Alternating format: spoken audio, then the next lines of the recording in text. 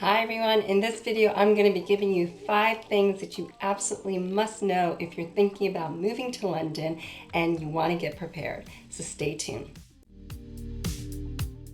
Hi everyone, Arinzeh here with Onyx Property Team and Keller Williams. Thanks for checking out another episode on my YouTube channel where I feature life in London videos as well as updates on the property market.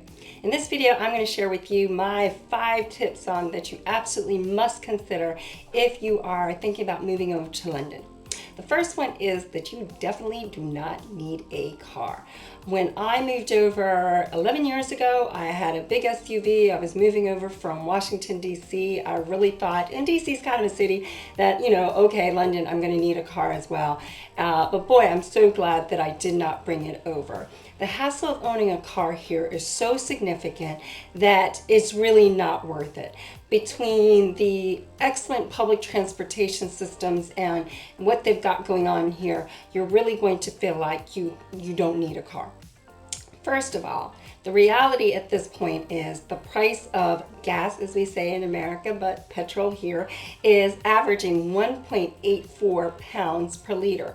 They still use a fair amount of diesel, where in America it's primarily unleaded, but the point is, gas prices are definitely on the rise given the inflation situation.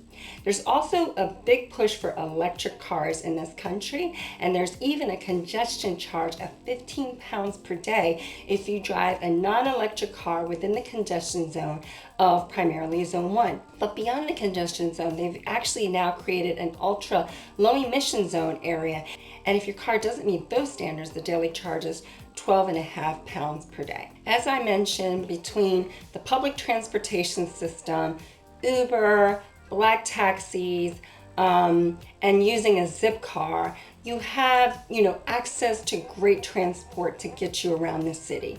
One of the things I have really come to realize is that, the maintenance on a car is so significant as well. So you've got insurance, you've got MOT, you have just these maintenance charges for a car that really, London's not that big. So if you're going zipping around, just a couple of neighborhoods, you're going to have to worry about parking and everything else. I know people who live perhaps south of the river or a little further north do have cars, especially if they like to take day trips or have, work considerations.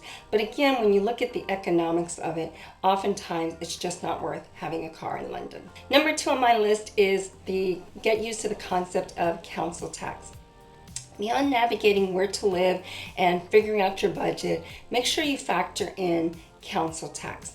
As a renter, you'll be responsible for your rent and utilities, but you'll also be responsible for council tax, which is a tax that the borough where you live will charge for the services it offers, whether that's trash collection, police, lighting, and just area council amenities. But if you are a renter, you're going to be responsible for that. If you're a landlord or owner, you can put that on your renters. So if you're coming over, make sure you factor that into your budget. By the way, if you do want to discover some incredible neighborhoods to live, we've got great area guides on my YouTube channel, so make sure to check out some of them. I also have a link here, which was a recent video we did on fabulous areas for art and culture. My third piece of advice is that the London weather is truly unpredictable, so get used to it. Even if the forecast says one thing, it can constantly change throughout the day.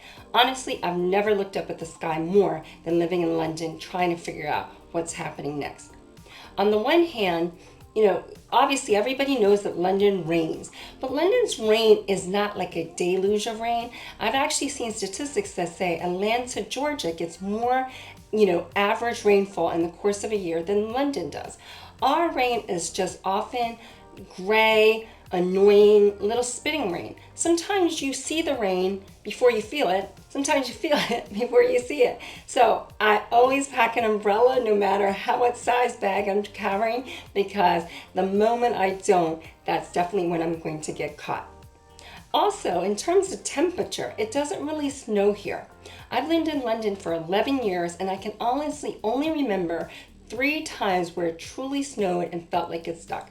Even in January, which is statistically the coldest month of the year, the average high is 41 degrees Fahrenheit or 5 degrees Celsius, so it stays just warm enough to not get snow.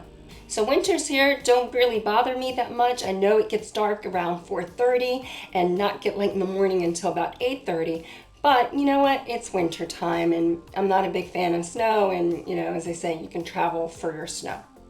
What does bother me is the summer, because we don't get true heat here. I love a good sundress. I want to be hot, not just during the day. I want to be at night, sitting outside, and really feel comfortable. But London, it doesn't really afford you that. Average temperatures in the hottest months of July and August are really only is about 66 degrees Fahrenheit, which is 19 degrees Celsius. So again, you can see where you could spend a lot of the days in the late 50s or high 50s and early 60s, and that's definitely not my idea of summer. The best advice I ever got was you have to travel for your sun, which is actually really easy to do. You can be in Paris in a 2-hour train ride, which I was in recently, where the temperatures get a bit warmer. Or you can hop a flight and in less than 3 hours be in one of my favorite cities, Rome, where you can get proper heat. Also many different cities along the Mediterranean where you can get plenty of sunshine and get your dose of sun. Fourth of my list of tips when you're moving over to London is get used to the smaller space. Unless you're moving from a city like New York or Tokyo, most other places in the world will offer more space for the money. In London, you can easily find 2-bedroom flats that are ranging on size from 550 to maybe 850 square feet if you're lucky. Obviously, you can get bigger square footage, but you'll definitely be paying more for it in central London. Also, it's really hard to get 2 bedrooms, 2 baths. So get used to perhaps sharing a bathroom often, because that is going to be the most popular configuration. Point is, London spaces are a lot smaller than what you'll be used to. Also, you might be craving for that English charm, such as molding and cornice details, but also there might be trade-offs such as creaky floors, drafty windows, dual taps, and a 3rd floor walk-up, or maybe 4th floor actually, with no elevator or lift. Point is, there'll definitely be trade-offs, but life in London, I think, is definitely worth it. But given that my 4th point about smaller spaces, it actually leads me to my 5th point, which is life is lived outside of your flat. You'll likely spend more of your time outside of your home. Living in America, I think we're so used to having big spaces, big homes, cars, that entertaining at home is definitely the primary way to spend time with friends and family.